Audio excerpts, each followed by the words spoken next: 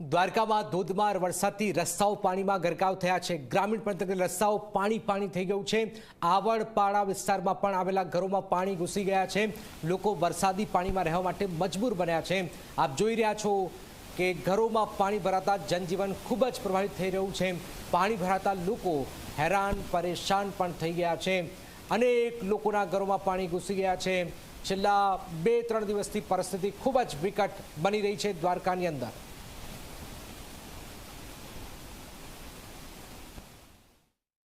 જે રીતે દેવભૂમિ દ્વારકા જિલ્લાની અંદર મેઘરાજા મન મૂકીને વરસ્યા છે, ત્યારે G24 કલાકની ટીમ છે તે ગ્રાઉન્ડ ઝીરો રિપોર્ટ ઉપરથી તમને ક્યાંક છે તે દ્રશ્યો દેખાડવા માંગીશ કે લોકોના ઘર સુધી છે તે પાણી ભરાવાની સમસ્યા છે તે ક્યાંક ને ક્યાંક હજુ પણ છે તે યથાવત જોવા મળી રહી છે। આજ બપોરના વિરામ બાદ જ છે તે વરસાદ છે તે પણ છે તે બંધ થઈ ચૂક્યો છે, પરંતુ પાણી છે તે ક્યાંય છે તેનો નિકાલ છે તે ક્યાંય કરવામાં નથી આવ્યો। તંત્રના કોઈ પણ છે તે અધિકારીઓ છે તે મળવા નથી આવ્યા તેવું પણ છે તે સ્થાનિક દ્વારા છે તે જાણ કરવામાં આવતી હોય છે, પરંતુ જે સ્થાનિક દ્વારા છે તે પણ અનેક પ્રકારની રજૂઆતો કરવા છતાં પણ છે તે ક્યાંક ને ક્યાંક છે તંત્ર છે તે ઘોર નિંદ્રામાં હોય તેવું પણ છે તે ક્યાંક લાગી રહ્યું છે।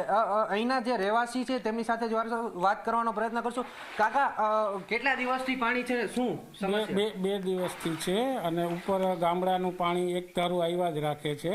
જ્યાં કોરાડા છે, ટૂંપણી છે, એનું પાણી બધું ઉપરથી અહીંયા જ આવે છે। પુલ આગળ જે જગ્યા છે ત્યાંથી પાણીનો નિકાલ નથી, ત્યાંથી બરેડિયાનું પાણી સામું આવે છે। એ કોઈ સમસ્યા હલ નથી થતી અમારી, અને દર વર્ષે છેલ્લા 8-9 વર્ષથી આ જ પરિસ્થિતિ છે। અને બે દિવસ વરસાદ આવે, 10-12 ઇંચ પડે એટલે પાણી બધાના ઘરમાં આવી જાય। અમે અહીંયા હવે 10 દિવસ સુધી હેરાન થશું। તો તંત્રના કોઈ અધિકારી દ્વારા કોઈ વાતચીત અથવા તો કોઈ મળવા કે કોઈ સ્થાનિક કોર્પોરેટમાં આવે છે, નગરપાલિકાની રેસ્ક્યુ બોટ લઈને આવે છે। એ લોકો અહીંયા કોઈ સલવાઈ ગયા હોય તો એનું રેસ્ક્યુ કરે છે, એ લોકો આવે છે। પણ એ તમે ફોન કરો ત્યારે આવે કે ભાઈ અહીંયા આટલા માણસ સલવાઈ ગયા છે, તો એ લોકો બોટ લઈને આવે છે। 2 વર્ષ પહેલાં બી આવેલા અને હમણાં બી આજ સવારે આવેલા બોટ લઈને કે કોઈ એવું ફોન કરો તો તમને અહીંથી બહાર નીકાળી દે। બીજા સ્થાનિક છે તો શું કહેશો, કેટલા વરસાદ ને કેટલો પાણી? કમસે કમ આ પ્રમાણે જોઈએ તો બધામાં પાણી છે અટાણે। બધા એના સૌના ગામડીએ વયા ગયા છે, એના ઘરે વયા ગયા છે, બારે કોક રોડ ઉપર ઊભા છે। પાણી જો તો તમે આમ જોઈ શકો તો અટાણે ઘરોમાં પાણી છે, એટલે ખાવા પીવાની વ્યવસ્થા થાય એમ જ નથી અહીંયા। તો તંત્ર દ્વારા કઈ વ્યવસ્થા કરવામાં આવી? વ્યવસ્થા વધારેમાં વધારે વહેલી તકી વ્યવસ્થા થાય એ સારું।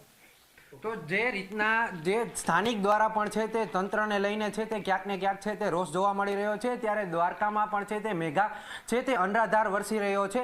ત્યારે દ્વારકામાં પણ છે તે પાણી ભરાવાને લઈને છે તે તંત્ર દ્વારા કોઈ પણ છે તે પગલાં લેવામાં આવ્યા નથી। કેમેરા પર્સન SP શર્મા સાથે જયદીપ લાખાણી, ઝી મીડિયા, દ્વારકા। જે રીતે દેવભૂમિ દ્વારકા જિલ્લાની અંદર મેઘરાજા જાણે મન મૂકીને વરસ્યા હોય, ત્યારે દ્વારકાની વાત કરીએ તો દ્વારકાના જે ચરકલા જે હાઈવે સ્ટેટ હાઈવે છે કે જ્યાં દ્રશ્યો દેખાડીશ કે જે સ્ટેટ હાઈવે છે તે માત્ર ને માત્ર પાણીની અંદર છે તે જોવા મળી રહ્યો છે। લોકો છે, લોકોના ઘર સુધી છે તે પાણી ભરાવાની સમસ્યાઓ છે તે ક્યાંક ને ક્યાંક છે તે જોવા મળી રહી છે। લોકો પોતે કમર સુધીના પાણીની અંદર છે તે જવા માટે મજબૂર બન્યા હોય તેવા પણ છે તે ક્યાંક ને ક્યાંક દ્રશ્યો છે તે સામે આવી રહ્યા છે। દ્વારકા અને જે ગ્રામ્ય પંથક છે કે જેને રસ્તો છે જે જોડતા ગ્રામ્ય પંથકો છે કે જ્યાં પણ છે તે વરસાદી માહોલ છે તે આજ વહેલી સવારે પણ છે તે જોવા મળ્યો હતો, ત્યાં પણ છે તે પાણી ભરાવાની સમસ્યા છે તે યથાવત જોવા મળી રહી છે। બીજી બાજુ દ્રશ્યો દેખાડીશ કે જે આવડપાડા વિસ્તારો છે કે જ્યાં લોકોના છે તે ઘરમાં પાણી ભરાવાની સમસ્યા છે તે સર્જાણી છે, અને લોકો છે તે પોતાના જે નીચે રહેતા જે વિસ્તારો છે ત્યાંથી પોતે ઊંચાણવાળા તરફ વિસ્તારોમાં રહેવા પણ છે તે ક્યાંક ને ક્યાંક છે તે મજબૂર બન્યા છે। છેલ્લી 3 દિવસથી છે તે લોકો છે તે પાણીનો સામનો કરતા હોય તેવી પણ છે તે વાતો થઈ રહી છે, અને લોકો છે તે ક્યાંક ને ક્યાંક છે તે પોતાના ઘરને મૂકીને મજબૂર પણ છે તે ક્યાંક જોવા મળી રહ્યા છે।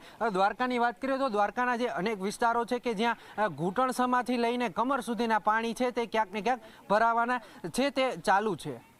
જયદીપ લાખાણી, ઝી મીડિયા, દ્વારકા।